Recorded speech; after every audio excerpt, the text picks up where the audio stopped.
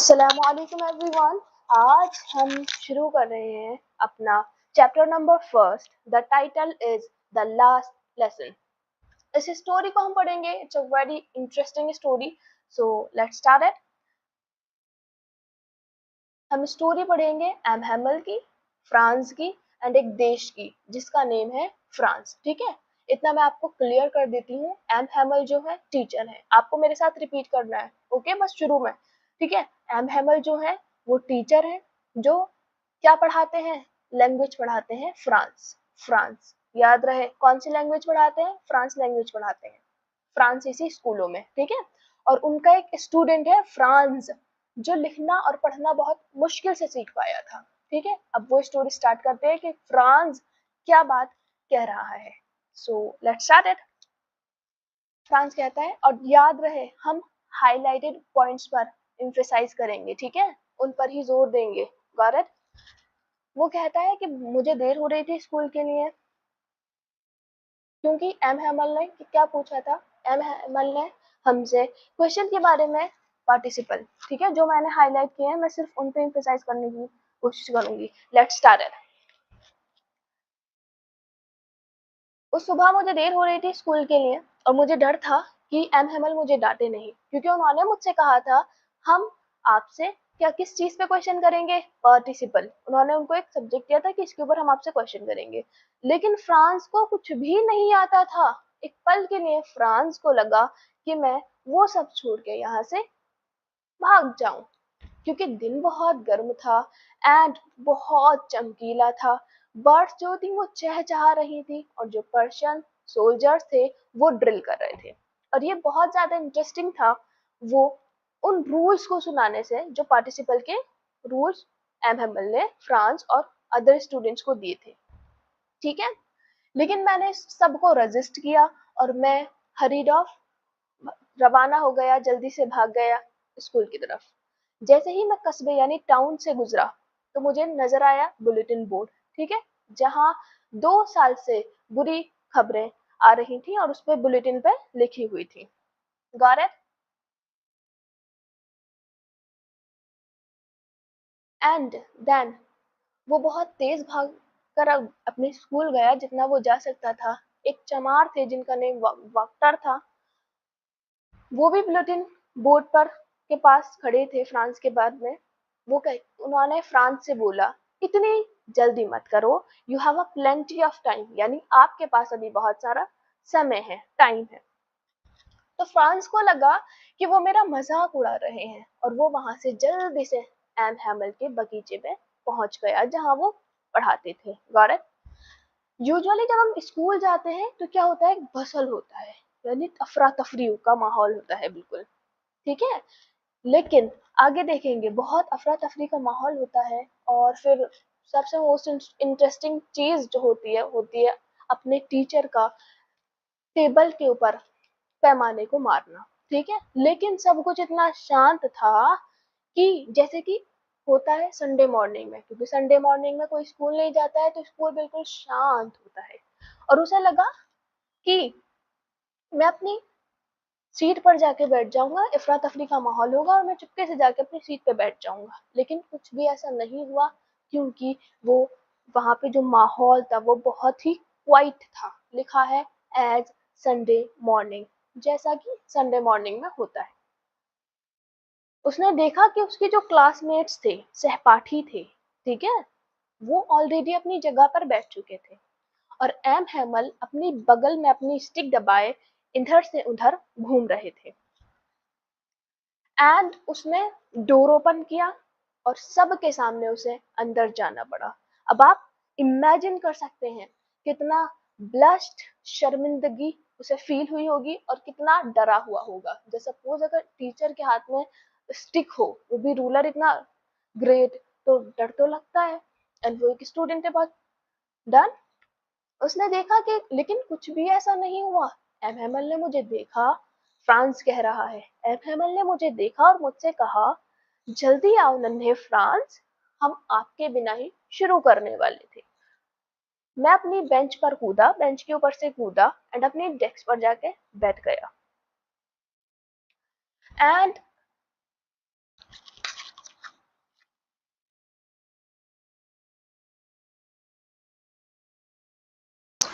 France bench से कूदा और डेस्क पर जाके बैठ गया। और तब तक मैंने नहीं देखा था कि जो मेरे टीचर हैं उन्होंने ब्यूटीफुल हरा कोट और अपनी शर्ट फ्रिल्ड यानी जो झालीदार शर्ट थी वो पहन रखी थी और एक छोटा सा ब्लैक सिल्क कैप पहन रखा था जो सिर्फ वो इंस्पेक्शन एंड प्राइज बेस पर पहनते थे। और सब कुछ स्कूल में इतना अजीब और गंभीर लग रहा था। और जो सबसे ज्यादा मुझे सरप्राइज कर रहा था वो ये कि जो विलेज के लोग थे वो पीछे बैठे थे और बहुत शांत तरीके से। उसके बाद जब मैं इस पर विचार कर रहा था, जब मैं इस पर सोच ही रहा था, एम हेमल बैठ गए अपनी चेयर पर उसी गंभीर और विनम्र अंदाज में जो और उन्होंने मुझसे कहा, जो उन्होंने मेरे साथ यूज किया एंड जो उन्होंने मेरे साथ यूज किया, कहा, मेरे बच्चों, ये आपका अंतिम लेसन है। क्योंकि ऑर्डर आ चुके थे बर्लिन से, अल्सास और लॉरेन के स्कूल में सिर्फ जर्मन सिखाई जाएगी एंड कल आपके न्यू टीचर आ जाएंगे और वो आप ये आपका फ्रेंच का अंतिम लेसन होगा। सो मैं चाहता हूँ कि आप बहुत अटेंटिव होकर बैठे। और व्हाट अ थंडर क्लैप ना, कितने वैसे बिजली की कड़क की तरह ही मेरे लिए अल्फाज थे जो उन्होंने कहा कि मैं कल चला जाऊंगा। अरे हाय, द wretches मीनिंग अभागे लोग कह रहे हैं कि मेरा अंतिम लेसन, क्यों? मैं मुश्किल से लिखना सीख पाया था, मैं इसको लर्न करना सीख पाया था, अब सब रुक जाएगा।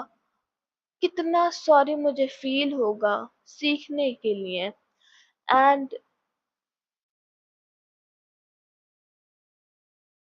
और वो फिर कहते हैं, फ्रांस कहता है कि मुझे बहुत याद आएंगी अपने क्रैंकी और रूलर अध्यापक की बातें।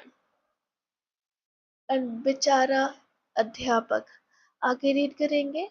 और mainly I am telling you again, मैं सिर्फ आपके जो हाईलाइटेड वर्ड्स हैं ना उन पर एम्फेसाइज करने की कोशिश कर रही हूँ, ठीक है, आपको याद हो जाए सो दैट, ठीक है। आगे लिखा है कि वो बहुत ज्यादा दुखी थे क्योंकि वो स्कूल से जा रहे थे और हमारे जो गांव वाले थे वो लोग भी दिखा रहे थे अपनी रेस्पेक्ट, अपनी कंट्री की के लिए रेस्पेक्ट, कि हमारा 40 साल से जो टीचर है जो हमारी सर्व कर रहा है, ठीक है, हमारी कंट्री के लिए, तो उसके लिए वो क्या अपनी शो कर रहे थे रेस्पेक्ट को। जब मैं सोच ही रहा था, मैंने मेरा नाम पुकारते हुए सुना। अब मेरी बारी थी सुनाने की और मुझे बिना रुके पार्टिसिपल के भयानक रूलों को क्लियर तरीके से सुनाना था। लेकिन मैं पहले ही वर्ड पर मिक्स्ड अप अटक गया और अपनी डेस्क पकड़ के खड़ा हो गया। मेरा दिल धड़क रहा था एंड मुझे ऊपर देखने की हिम्मत नहीं थी। एम हेमल ने मुझसे कहा, आई वॉन्ट स्कोल्ड यू।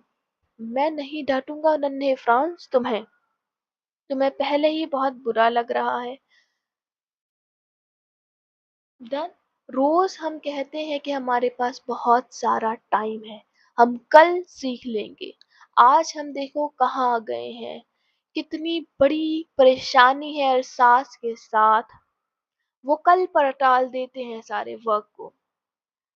अब बाहर के लोग आकर कहेंगे कि कितने नाटक बाज लोग हो, फ्रेंचमैन बनने की कोशिश करते हो, ना तो तुमसे पढ़ना आता है और ना ही तुमसे अपनी लैंग्वेज लिखनी आती है और ना ही अपनी लैंग्वेज बोलनी आती है। एंड तुम्हारी ही गलती नहीं है नन्हे फ्रांस, इसमें हम सब जिम्मेदार हैं। आपके पेरेंट्स कभी एंजियस ही नहीं हुए आपकी पढ़ाई को लेकर। उन्हें वो प्रिफर्ड करते थे, उन्हें ज़्यादा अच्छा लगता था कि आप फार्म में जाके और मील्स में जाके वर्क करो और थोड़ा बहुत पैसा कमाओ। मैं खुद को भी दोष दूंगा, मैं खुद को भी दोष दूंगा। मैं अक्सर मेरे फ्लावर में तुम्हें पानी डालने भेजता था, और मैं जब चाहता तो फिशिंग करने चला जाता तुम्हारी छुट्टी कर कर, हॉलीडे कर कर।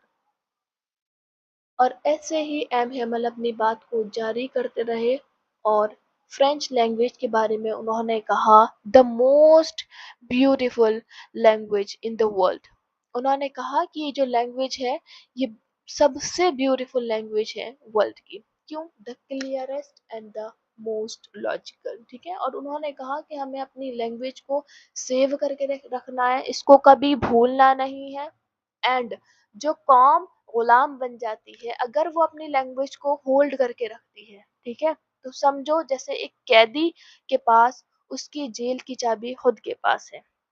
फिर उन्होंने ग्रामर की बुक ओपन की एंड लेसन रीड करना स्टार्ट किया। एंड ये मुझे सबसे ज्यादा हैरत जदा कर रहा था कि मुझे कैसे उनकी सारी बातें समझ आ रही थी, और बहुत आसानी से। मुझे ऐसा भी लगा आई मैंने उन्हें कभी नहीं इतनी केयरफुली सुना, और उन्होंने कभी इतने पेशेंस से हमें एक्सप्लेन नहीं किया। और अब वो चाहते थे कि जितना भी वो जानते हैं जाने से पहले हमें एक ही बार में सब कुछ बता जाएं। ग्रामर के बाद हमारा लिखने का सबक था। एम हेमल ने हमें न्यू नोटबुक्स दी, और जिन पे बहुत अच्छी तरह ब्यूटीफुल मैनर में लिखा था, फ्रांस अल्सास, फ्रांस अल्सास। ऐसे लग रहा था स्कूल के क्लासरूम में जैसे फ्लैग फ्लॉट कर रहे हैं, यानी छोटे छोटे झंडे लहरा लह रहा लहरा लहरा रहे हों। ऐसा लग रहा था कि स्कूल के रूम में छोटे छोटे झंडे लहरा रहे हों, और डेस्क पर ही टॉप पर वो लहरा रहे हों। एंड काश आप भी वो देख पाते। हर एक वर्क इतनी शांति से हो रहा था, जो आवाज थी वो सिर्फ स्क्रैचिंग की आवाज थी, यानी जो पेन पेपर के ऊपर जो पेन से लिखते हैं ना, रगड़ की आवाज, सिर्फ उसकी आवाज थी। और भवरे उड़ रहे थे, और कोई भी उनकी तरफ अटेंशन नहीं कर रहा था, इवन द लिटलेस्ट वन। वो क्या कर रहे थे, जो लिटलेस्ट वन यानी छोटे बच्चे जो थे, वो फिश के हुक बना रहे थे। ठीक है, उसका कांटा, फिश का कांटा बना रहे थे, और ऐसा लग रहा था जैसे वो भी फ्रांसीसी लैंग्वेज सीख रहे हो। और छत पर जो पीजन थे, वो कूड यानी गुटुरगु कर रहे थे। और फ्रांस सोच रहा था, क्या जो बर्लिन ने कब्जा किया था, क्या वो इनको भी मजबूर करेंगे जर्मन सीखने के लिए, कबूतरों को भी।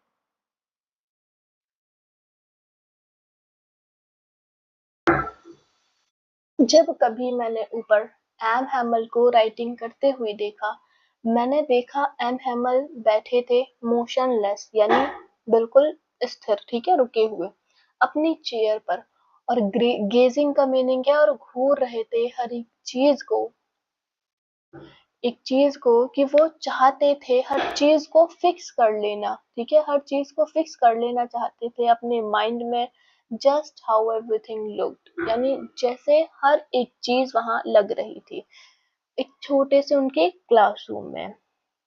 लिखा है फैंसी का मीनिंग है, जरा सोचो, मानो 40 साल, 40 इयर्स ना, 40 इयर्स उन्होंने एक एक ही जगह और गार्डन में, विद हिज गार्डन यानी गार्डन में अपनी विंडो के बाहर, अपनी उनकी उनकी विंडो के बाहर उनकी क्लास थी। एंड देन रीड करेंगे, बिल्कुल ऐसे ही थी। सिर्फ क्या बदला था, सिर्फ चेंजेस जो थे वो उनकी डेस्क और जो उनकी बेंचेस थी। डेस्क और बेंचेस जो थी वो सिर्फ वॉर्न यानी घिस घिस कर स्मूथ चिकनी हो गई थी। और जो वॉलनट यानी अखरोट का जो पेड़ था गार्डन में, वो काफी टॉलर, लंबा था। एंड हॉप वाइन क्या होती है? हॉप वाइन एक तरीके की बेल होती है, ठीक है। हॉप वाइन जो थी, जो उन्होंने प्लांटेड लगाई थी अपनी विंडो के ना, about the window to the roof, यानी अपनी छत के विंडो पर जो उन्होंने लगाई थी, अब सोचे कि कितना उनका दिल टूटा होगा ये सब छोड़कर जाने के, लीव करने के लिए, कि मतलब मुझे ये सब छोड़ के जाना पड़ेगा, क्योंकि अब उस स्कूल में उनको क्या नहीं पढ़ाना था। अब वो स्कूल में फ्रांस उनको आती है, तो वो आ गया था बर्लिन से ऑर्डर के अब अल्सास और लॉरेन यानी जो फ्रांस के स्कूल्स हैं यहाँ भी सिचुएटेड, तो यहाँ पे क्या नहीं होगी, जर्मन जर्मन सिखाई जाएगी और फ्रांस नहीं सिखाई जाएगी। ठीक है। पुअर मैन यानी बेचारा आदमी, लिखा है पुअर मैन बेचारा आदमी, हियर हिज सिस्टर उनकी बहन थी, मूविंग अबाउट और जो जा रहे थे, ठीक है, और अपनी पैकिंग कर रहे थे अपने सारे ट्रंक्स यानी संदूकों की, और उन्हें क्या करना था, लीव करना था कंट्री को नेक्स्ट डे, और उनको वो शहर कल छोड़ना था। बट लेकिन उनके अंदर करेज यानी हिम्मत थी, ताकत थी सुनने की, हियर का मीनिंग है सुनने की, हर एक लेसन को लास्ट तक। लिखने के बाद हमारा हिस्ट्री का लेसन था, लिखने के बाद हमारा हिस्ट्री का लेसन था, और जो बच्चे थे ना बेबीज, वो चेंटेड यानी चेंटेड का मीनिंग कह सकते हैं जोर जोर से बच्चों का पढ़ना या गुनगुनाना। वो क्या गुनगुना रहे थे, वो कह रहे थे बा बे बी बो बू।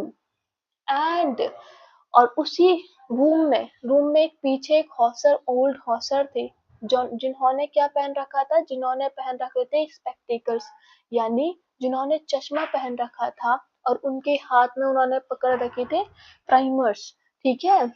एंड देन वो भी उनके साथ क्या कर रहे थे, वो भी उनको रिपीट कर रहे थे, किस चीज को, बाबे बी बोबू, यानी जो बच्चे गुनगुना रहे थे उन्हीं को वो जो ओल्ड हॉसर थे वो उन्हीं को गुनगुना रहे थे।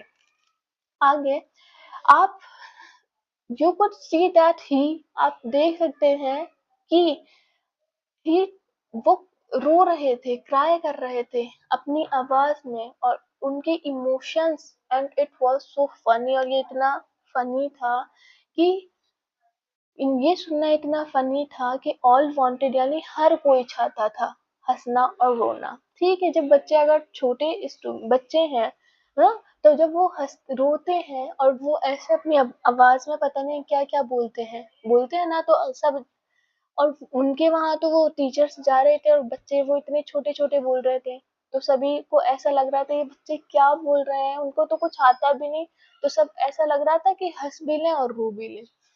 एंड हाउ वेल, कितना याद आएगा मुझे, मीन्स याद रहेगा हमारा अंतिम यानी last lesson. At once, all at once लिखा है अचानक, ऑल एट वंस अचानक चर्च की क्लॉक ने 12 बजाए, स्ट्रक यानी बजाए, कितने, 12। देन उसके बाद क्या हुई, एंजेलस प्रेयर्स हुई, और सेम मोमेंट पर ट्रम्पेट्स मैं इजीली बता सकती हूँ आपको, ट्रम्पेट्स इज लाइक बाजा। जो पर्शियन सोल्जर थे वो लौट रहे थे ड्रिल से, और उनके जो ट्रम्पेट्स थे वो हमारी विंडो के नीचे ना आवाज कर रहे थे, साउंड दे रहे थे। ट्रम्पेट्स का काम यही होता है, आवाज निकालना। ठीक है, आपने सुना भी होगा, वो जो होते हैं बड़े बाजे जो बोलते हैं हम लोग जनरली। तो एम हैमल खड़े हो गए, स्टूड अप, खड़े हो गए, और वेरी पेल, और वो कैसे थे, बहुत ज्यादा पीले पड़े थे अपनी चेयर पर। वो अपनी चेयर पर थे और चेयर से खड़े हो गए, और वो बिल्कुल पीले पड़े थे। मैंने उनको कभी इतना, टॉल का मीनिंग है हिंदी में बोलेंगे आत्मविश्वासी यानी कॉन्फिडेंट, नहीं देखा था। माई फ्रेंड्स मेरे दोस्तों, मेरे मित्रों, उन्होंने कहा मेरे दोस्तों, आई आई यानी मैं, बट समथिंग चॉक्ड, लेकिन किसी ने उनको रोक लिया, किसी ने मीन्स उनकी जबान न चल सकी। ठीक है।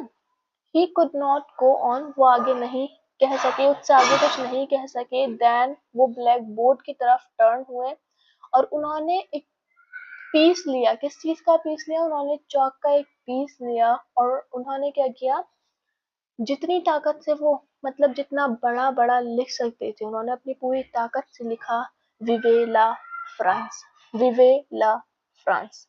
ये आपको जरूर याद हो, विवेला फ्रांस। और क्योंकि ये आपके मल्टीपल चॉइस क्वेश्चन आएंगे, तो उसमें से क्वेश्चन आ सकता है कि जो एम हैमल थे जब वो जा रहे थे तो उन्होंने अपनी क्लास में क्या लिखा था, ठीक है, यानी फ्रांस जिंदाबाद। Everyone got it? उन्होंने लिखा था फ्रांस जिंदाबाद। जितने भी मैंने हाईलाइटेड पॉइंट्स किए, अगर आप इनको मेमोराइज कर लेंगे, इंशाल्लाह आपके मल्टीपल चॉइस क्वेश्चन भी गलत नहीं होंगे। देन वो स्टॉप यानी रुक गए और उन्होंने लीन्ड यानी रख लिया।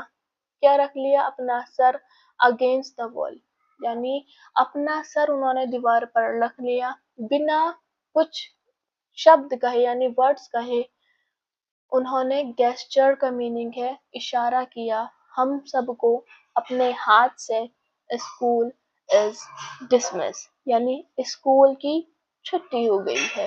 You may leave and you also thank you, this is your the lesson, that one is the last lesson. You know very well कि आपका ये फर्स्ट लेसन था, बट हमारा फर्स्ट लेसन था, लेकिन जो टाइटल है उसका नेम है द लास्ट लेसन। अगर आपको अच्छा लगा है तो हम इसके ऊपर अब इसके बाद जो सेकंड चैप्टर है द लॉस्ट स्प्रिंग, उस पर बनाएंगे। If you really enjoy it, then you can subscribe and like to my channel. Thank you and Allah Hafiz.